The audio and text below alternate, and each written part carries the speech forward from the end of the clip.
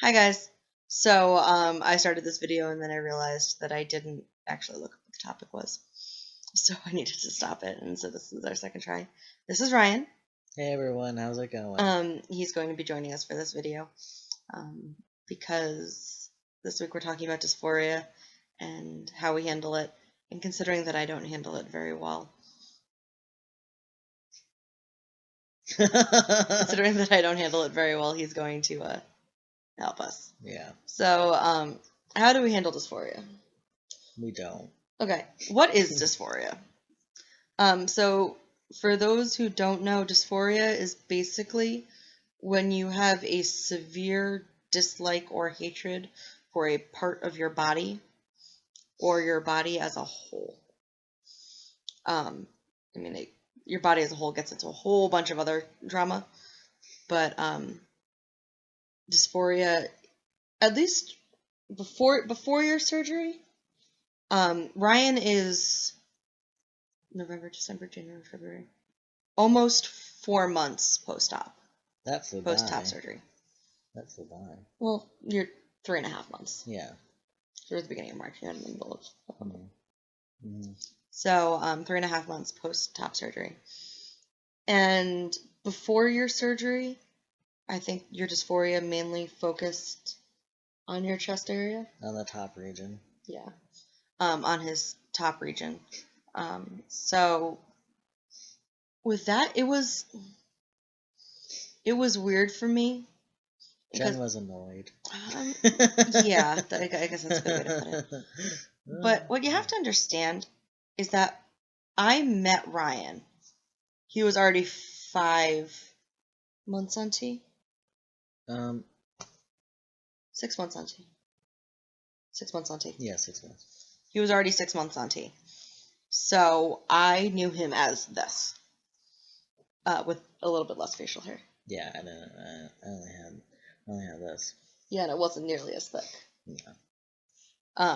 So he was already well into his first year of transition at that point. Mm-hmm. So I didn't have to deal with a situation where, like, we were never considered a lesbian couple. What? It's just weird. Yeah. Just thinking about that. I don't know. It's because well, okay. Yeah, go ahead. It's just because I see myself as a heterosexual male. It's because you are a heterosexual. Yeah, male. so it's just kind of odd to think of that. That's all. Yeah, but so that's why it's a little bit different, because we didn't have an intimate relationship before he came out. I've always seen him as a guy, and so, like, when we'd cuddle, I'd go to put my hand on his chest, because that's just where your hand normally goes when you cuddle, and he'd freak out. Panic attack. For the win. So that was really hard for me. Because you took it personally. I did. I really did, and I shouldn't have. But I took it personally. I took it like, oh, he's not attracted to me, he doesn't like me touching him, this and that. And eventually you got over it. Mm-hmm. I don't know if that's because I pushed too much or why. It's because I go to therapy. Really? Yeah. Okay. So, eventually he got over it. Like, the first time that he took his shirt off in front of me was a very interesting day. I don't remember. You just like, I just don't care anymore. Yeah. That's quite literally what you said. I don't care anymore, just screw it. Yeah. And, well, because you were getting annoyed, because what I'd do is I'd put my hand under your shirt and cuddle with your stomach. Yeah. And eventually just like, screw it, I don't care. So that was interesting for me. Now, after he had his surgery, well, no, let me start a little bit earlier. Once his surgery was getting closer, I started to get really paranoid. I guess would be the right word. Afraid? Yeah, I think afraid is probably better. That his dysphoria would just shift and move from the top region to the lower region. And Ryan's like, no, I don't think that'll happen. I'm like, yeah, it will. It definitely will. And he's like, no, I don't think it will. I'm like, yes, it will. And who was right? Who was right? Yeah, Who was right? You were. Yeah, I was right. It shifted. Big time. Big time. And I think that's even harder for me. Yeah. Because we finally started to have... Someone's car's getting broken into outside of my... No, never mind. That was a car alarm. I'm sorry. We were finally starting to have a somewhat normal intimate relationship. Mhm. Mhm. I'm agreeing with you. I know, you're just uncomfortable. Yeah. Sorry. It's okay. It's your channel. Somewhat normal intimate relationship, and then it's like we just kind of hit a wall.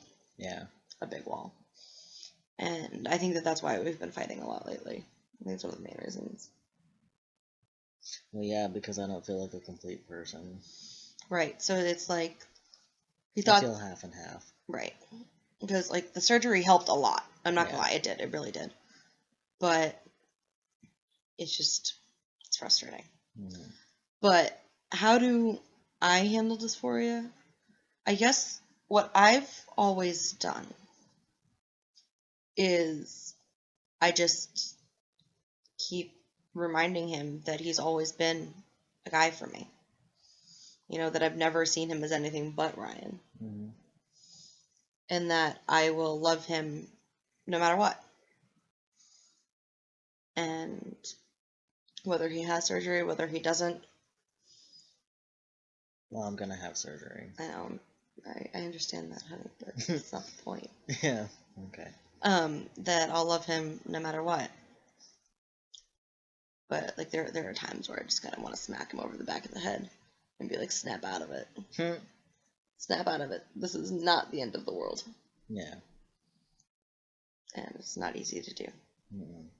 So I'm sorry that I'm not much help. Well, what advice would you give to someone like a partner? Sweetheart, if I can't do it myself, how can I expect to give advice to someone else? Maybe I can give advice. Then go ahead. Okay. That's why I have you here. So I feel like I'm like making a guest appearance. Anyways, You are making a guest appearance. Making a cameo. So yeah, you'll probably make one next week too. Regarding dysphoria, if your partner is like going through that, like I'll tell you what, firsthand, it's hell. You know, it's not fun. You end up like hating your body, hating yourself, and it's like you just start spiraling into like a vortex. And, and so usually Jen just fills in my blanks. That makes sense, but I mean we're not in Star Trek. Yeah. I would suggest to talk to them about it. Try to get them to talk about it, because usually what it is that it's like severe anxiety, and it can cause panic attacks. So, for instance, what I appreciate is that Jen usually tries to talk to me about it. She'll try to get me to open up and be like, "Hey, what's going on?" I'm like, and you're like, nothing. I'm like, no, what's really going on? Yeah. And so it's nice because then it's like she, makes it seem like, okay, so it's safe to talk about it. And, I know that Jen's not going to judge me or make fun of me for it. Sometimes I'll make fun of you if you're being silly. Yeah. Well, but yeah. I won't judge you about your dysphoria. Yeah. I'll judge you if you're overreacting. Yeah, which happens. A lot. So, what? Nothing. We just have this one hair right here. This is just random curl that's sticking out. You can move that if you want. It's not going to go down. There's no gel in your hair. No. So make it go up instead. No. That just looks crazy. Anyway, so, I would suggest just talking to your partner and, letting them know that you're there for them and that it's going to be okay, and that, there is a light to the end of the tunnel. No, I'm a firm believer in open communication. That gets me into trouble sometimes. Yeah. Because I say things like they are. Yeah. And I'll tell people how I'm feeling, whether they want to hear it or not. But I still believe that open communication is really the key. Mm-hmm. And you'll hear me say that over and over and over again. Talk to your partner. Yeah. And say, hey, you can tell me how you're feeling. Because a lot of times, like, Ryan will be upset. And what he'll tell me he's being upset about, I know isn't what he's really upset about. Yeah. And I'll just be like, what's going on? It's like, X, Y, and Z. I'm like, try again. What's really going on? And I think that makes our relationship stronger. Because, yeah, we'll fight. And our fights aren't always nice fights. But they're fights. Mm. And the next day we're over it. Yeah. Because I don't know what I'd do without him.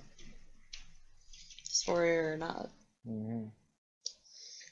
But do you think it'll ever go away? Once I have surgery. Yeah, but you thought it would go away after top surgery. Well, no.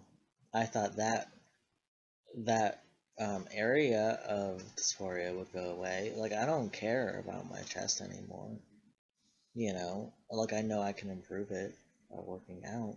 But now that dysphoria has just shifted, once I have bottom surgery, then I'll feel better. However, I may not, because then I'll know, well, you know, like, I can't have kids, so then I'm gonna like panic about that. Yeah, so that's something that we're gonna have to figure out as we go. We've been talking for like 12 minutes, so we're gonna go. Long story short, talk to your partner. Yeah. That's really the best thing that I can say is talk to your partner. And just always be there. Mm-hmm. Because they're there for you. And if they're not, you shouldn't be dating them. Exactly. So, that's it.